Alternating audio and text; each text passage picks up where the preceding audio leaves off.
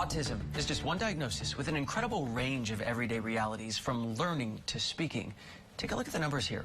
1 in 54 kids right now is diagnosed with autism spectrum disorder, according to the CDC. And when we look deeper into the numbers, boys are 4 times more likely to be diagnosed than girls. Joining us tonight is autism expert and professor of animal sciences, Dr. Temple Grandin. She's the co-author of the new book, Navigating Autism, 9 Mindsets for Helping Kids on the Spectrum. Professor Grandin, thank you for being here. It's great to be here. A major part of your mission has been to understand your own mind. I believe you've called it in a former book, the autistic mind. And I just wonder, to get us started, when you explain the experience of autism to people, what is the simplest way to understand it? Well, autism is a spectrum. When I was a young child, I had no speech until age 4, so I looked really severe as a young child. I was very lucky to get into very good early education. So at one end of the spectrum, you got Elon Musk. He came out on Saturday Night Live that he's autistic. I always thought he was autistic. Einstein. And at the other end of the spectrum, you have somebody who cannot talk and dress themselves. And it's all called the same thing. And one of the big problems we have is people just get locked into the label. This is one of Deborah Moore's favorite sayings, where they don't see the whole child. And so somebody like Elon Musk, if he was a child today, would he have been as successful? You see, I think we really got to think about things. I'm a big proponent of developing a kid's strengths. I was very good at art as a child. That was always encouraged, and I was encouraged to do lots of different art, and that helped me in my work designing livestock facilities. When we try to understand how can I connect with and help along a child with autism, is there any way to explain how it feels inside to have autism? Well, there's a lot of sensory problems. Loud noises hurt my ears. There might be other children where LED lights, especially the cheap ones, will flicker on and off like a strobe light. Scratchy clothes might feel like sandpaper.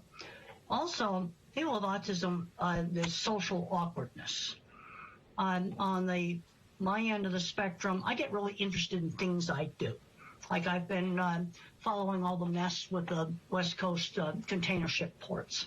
That's the sort of stuff I find really super interesting. I'd like to go out there and fix it.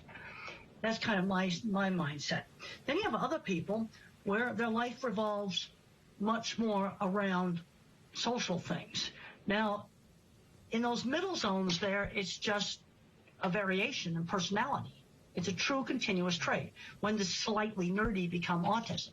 Now, I had speech delay, so it was obvious there was something really wrong with me, and I got into very good early therapy.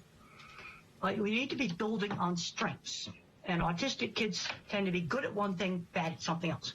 I was a visual thinker, really good at art. Absolutely couldn't do algebra. Another thing that my kind of mind would be good at is a lot of high-end skilled trades. Another kid is a mathematics kid. Well, those people run in Silicon Valley. The autistic brain runs Silicon Valley. And then you got the word thinkers. They love statistics. And we've got to be working on what they can do. And take the child's interest and broaden it. They like cars. Let's read about cars. Do math with cars. Broaden it so it's less fixated. It sounds like imprecision seems to be something of an issue when it comes to labels and diagnoses, the way you're describing it. And I know, Dr. Grandin, that what you're trying to do with your new book is really do something constructive to help kids who may be in the spot that you were several decades ago. Right now, schools have billions of dollars coming their way because of stimulus money to invest in education. And we've heard a lot of teachers, we've heard a lot of parents say, don't forget about special education. How should we best help children with autism make up for the losses academically, socially, that they experienced during the pandemic? Well, I got friends who shared interests. In high school, I was bullied horribly. Horseback riding and electronics lab, things like that. I had friends. I had a really hard time. I think one of the worst things the schools have done is taking out all the hands-on classes. Woodworking, sewing, art, theater, music, welding, auto shop. because there are a lot of minds that are different. They could excel at those things. But how can you find out you're good at those things if you don't get a chance to try them? I think that's one of the worst things the schools have done. Do you think it's important that, because as you're saying it, the classes where kids can go in and say, my gosh, I'm good at this, that especially a child with a condition like autism, that they might feel like I'm struggling or I'm failing, you know, at math or science compared to my cohort. It really seems empowering that they would go in and say, my gosh, I am so good at this. Well, you've got kids, you know, there's kids that are on the autism spectrum and ought to be in a gifted program. You see, this is the problem. You got one that ought to be in a gifted program, you got another that can't dress themselves, and they both have the same label. Another big thing where I see a real problem is not teaching life skills, shopping, money, just basic life skills. I was shopping when I was a little kid. And, you know, ordering food in restaurants, just basic things like this. Not learning work skills. And a lot of parents overprotect their kids. And when you start, work skills are different than academic skills. You've got to learn how to do a task on a schedule outside the home. And one of the chapters in Navigating Autism is preparing kids for the real world. In your book, it's not just science. It seems like it's also about heart. And I think you said it here, treating these children, you know, these teenagers, as a whole person. And well, that's right. Autism is just one part of the person.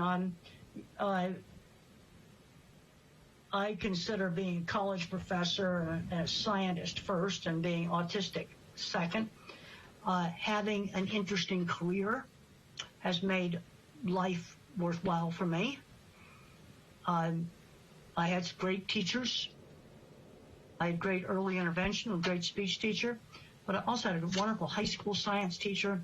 There was my aunt out at the ranch, but there also was a contractor. In fact, he was a former Marine Corps captain that saw some of my drawings, and he seeked me out to design projects for him. Got to show you some of my drawings right here. When you're weird. Oh my gosh. Yeah, I'll show them to you. This book's been shown so many times, it's falling apart now. But when you're weird, it's amazing. You got to show your work. So I would show people my drawings. And he'd seen my drawings. He seeked me out. And for 10 years, we built jobs together. And as we know, children become adults. It's kind of how nature works. Well, this is the problem. And where we're really dropping the ball is with transitioning adults to adulthood. That's what I was wondering. Learning working skills, learning living skills. For the fully verbal end of the spectrum, I like them to have 2 jobs before they graduate from high school. 2 different summer jobs. Okay. And you need to just make it happen. I don't know how many parents I've talked to and they say, we're working on this. We're thinking on this. I said, we got to do it. One of the things I've learned from 25 years being involved with heavy construction is you got to get stuff done. And I said, well, you got to find your kid a job. And I'll ask, well, who do you know that owns a store or manages a store? Let's start there. They go, oh, well, there's this florist shop. And I go, perfect. That might be just a perfect place for them to work. You know, just finding those informal connections. Yeah. Dr. Temple Grandin, your new book, Navigating Autism, is a fantastic read. You are fantastically impressive as you do your scholarly work, but also help us walk through the questions so many millions of people have. Thank you so much for being with us here on Newsy. Well, thank you so much for having me. It was great to be here.